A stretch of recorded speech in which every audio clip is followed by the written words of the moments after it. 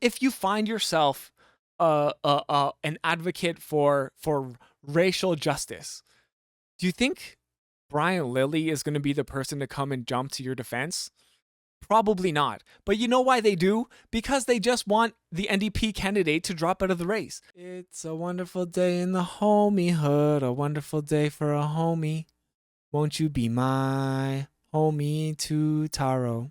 Hamilton Center is in the middle of a by-election that will actually be taking place this Thursday. It's an NDP stronghold, formerly the place where Andrea Horwath held power, but Andrea Horwath stepped away and became the mayor of Hamilton. So that left a sort of vacuum, and that's why they're having a by-election. Now, claims have come out against the NDP candidate, Sarah Jama, who is of course, a progressive young black woman who is also in a wheelchair. So they know a little bit about intersectionality, I would think, in terms of racial justice and disability justice.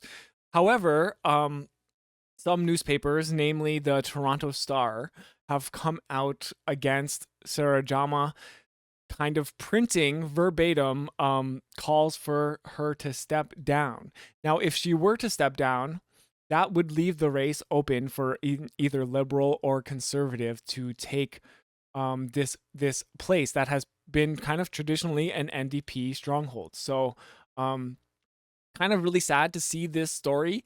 We know that anti-Semitism is a very important issue, and we also know that it is something that is used to slander progressives, specifically, black people as well, especially people who are pro-Palestine. So in this case, I believe it is one of those instances of anti-Semitism being falsely used in order to smear a progressive candidate. And it's really interesting when you see who gets aligned behind this supposed attack. So, in my opinion, really irresponsible reporting coming out of the Toronto Star here. The headline says anti-Semitism charges upend Ontario by-election race in NDP stronghold. Now, the funny part is that the thing that is upending this is specifically this Toronto Star article that is being published.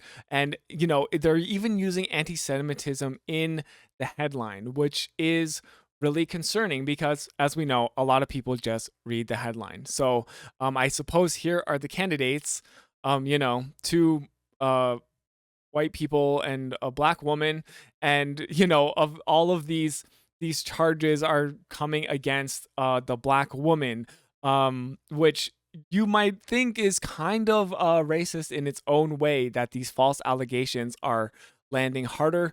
But I suppose the trend seems to be is that these false allegations of anti-Semitism, they land harder for progressives, because there's very few things you can call someone out on if they are a true progressive, because they tend to be on the right side of social justice issues. So unfortunately, these calls of anti-Semitism, which in my opinion are unfounded, they can be quite damaging, and it's again irresponsible for the Toronto Star to print them. So it was expected to be a smooth cruise to victory in a riding staunchly New Democrat for almost 2 decades under former party leader Andrea Horwath, who quit last year to become mayor of Steeltown. I guess that's a nickname for Hamilton. But accusations of anti-Semitism against NDP candidate Sarah Jama, which she denies, are buffeting the campaign in Thursday's Hamilton Center by-election, putting the disability activist and the party's newly minted leader,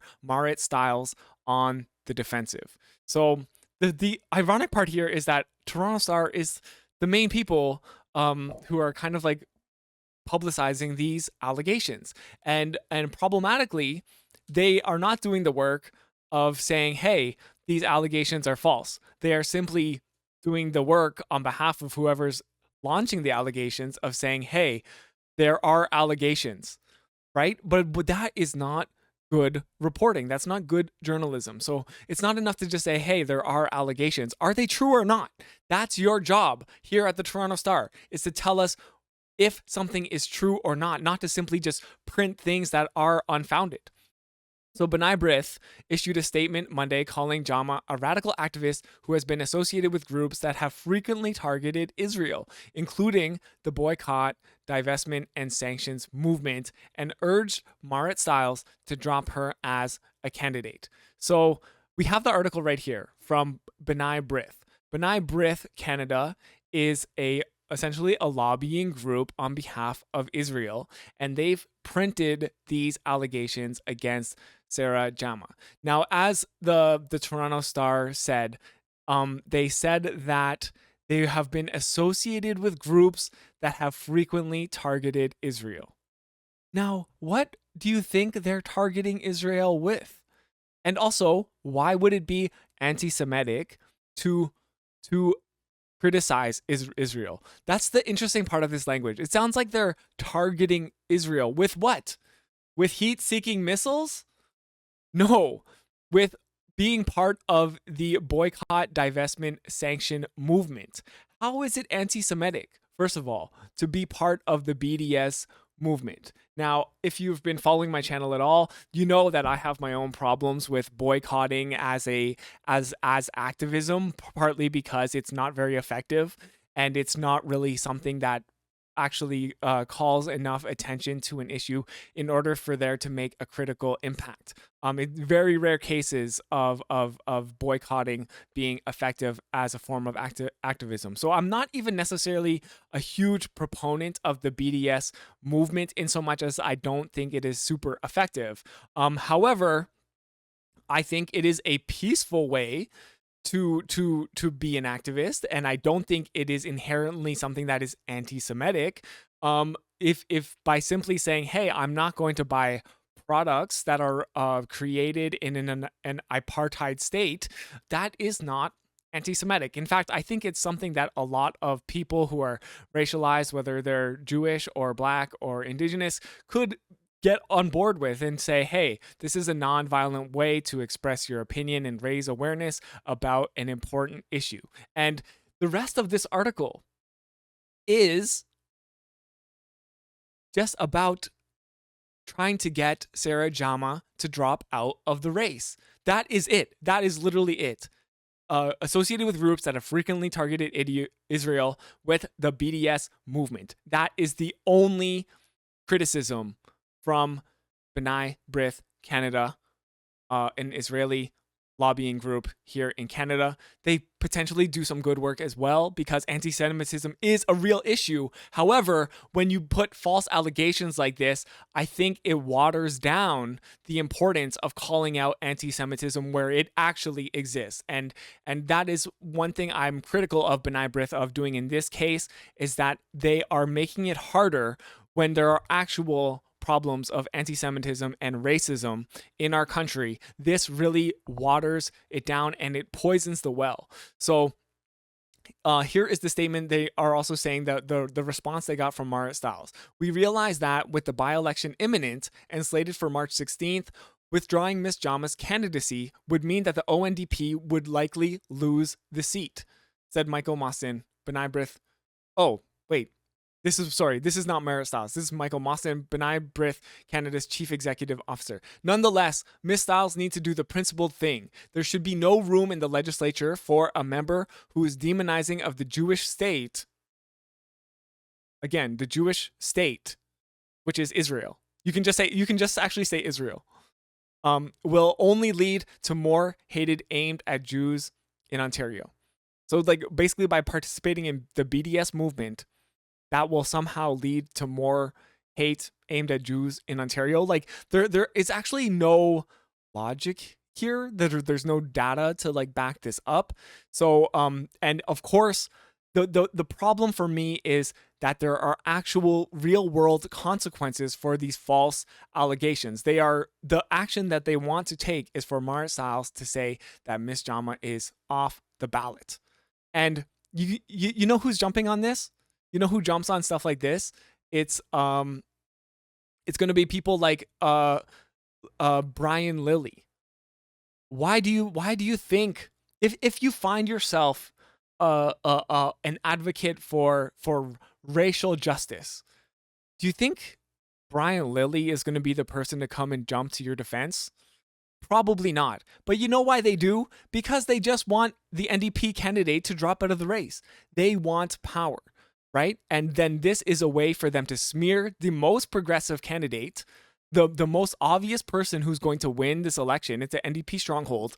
This is their chance to take the NDP down in Hamilton Center on Thursday. So it's absolutely despicable what's happening here. Luckily, I'm happy to see that Jagmeet Singh came out in support of Sarah Jama, so that there are at least one strong NDP person coming out to support, saying here, sending my best wishes to Sarah Jama and the Ontario NDP, by-election candidate in Hamilton Centre. From protecting universal public health care to tackling the cost of living crisis, Sarah will be a champion for you and your family. And unsurprisingly, there are going to be a bunch of quote tweets and a bunch of comments saying, wow, Jagmeet Singh is an anti-Semite and he supports an anti-Semite.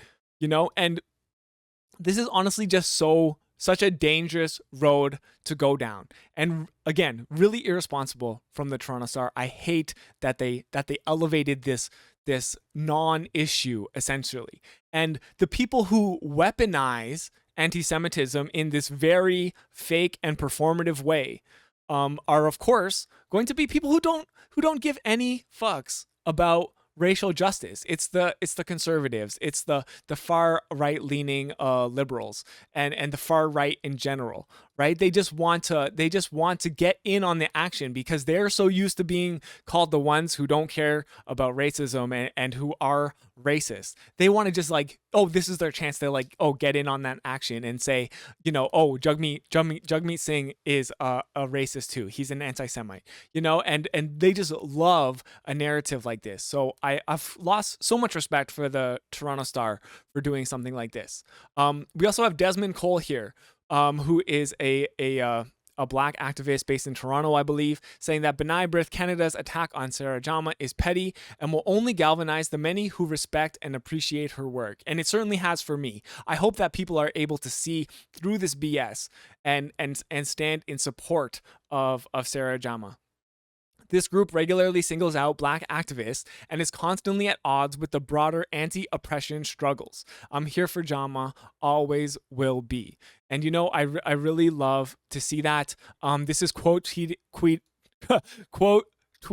not tweet queefing.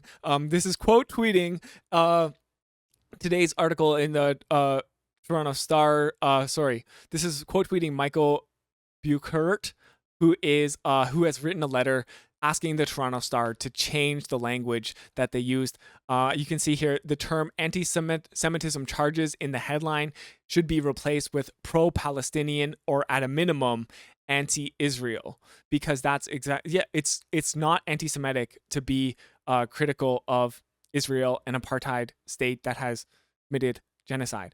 The article should be amended to include perspectives from Palestinians and their allies who have been completely ignored in this coverage except to be the target of false claims. These voices must be included in all coverage about Israel and Palestine going forward. So really, really love to see this as well. I also have a thread here from, where did it go? Did I lose it? Okay, here's Brian Lilly again being a douche and trying to pretend like he gives any F's about something like this. But we also have Avi Lewis, who is a Jewish NDPer, former federal candidate and huge fan of Sarah Jama, saying that he has full support. Allegations of anti-Semitism against her are unfounded smears, and Marit Stiles is showing true leadership with her full-throated support of the Star candidate. However, the one thing that is a bit fishy about this tweet is that Marit Stiles actually has not maybe given full-throated support, at least as far as I know at the time of my recording this video. And it links to this petition, I believe, to support Sarah Jama in the wake of these allegations. So this is from IGV, which is International Jewish Voices, I believe, Independent Jewish Voices Canada. So coming out in support of of Sarah Jama. Now, this is something that they are always trying to weaponize against the most progressive people in politics, because it's just like that. You can somehow just get some people on board. There was a time when they were trying to smear Bernie Sanders, a Jewish person, as anti-Semitic for his views on Israel, right? And we have to recognize, we have to get to a point where we recognize, hey, Israel has a lot of lobbying power within Canada and the US.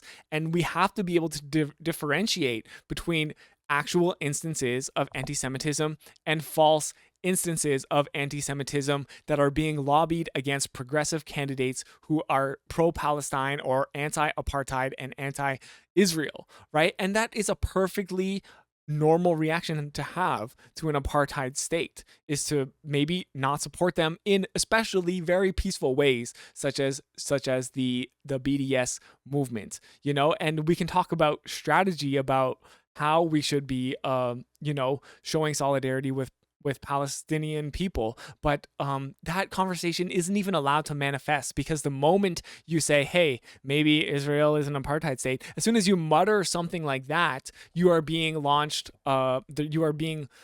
there are attacks being launched at you saying that you are anti-Semitic, that you are a racist. And it's really unfortunate to see that in this case.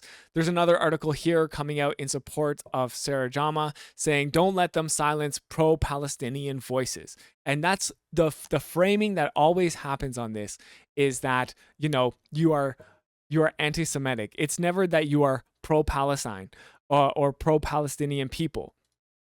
It's always just attacks that you're anti-Semitic. So I'm really hoping that the people of Hamilton are able to see through this. I'm hoping that it remains an NDP stronghold. I'm hoping that the NDP of Ontario shows solidarity and does not apologize for anything that Sarah Jama does, because from what we've seen, she hasn't done anything wrong.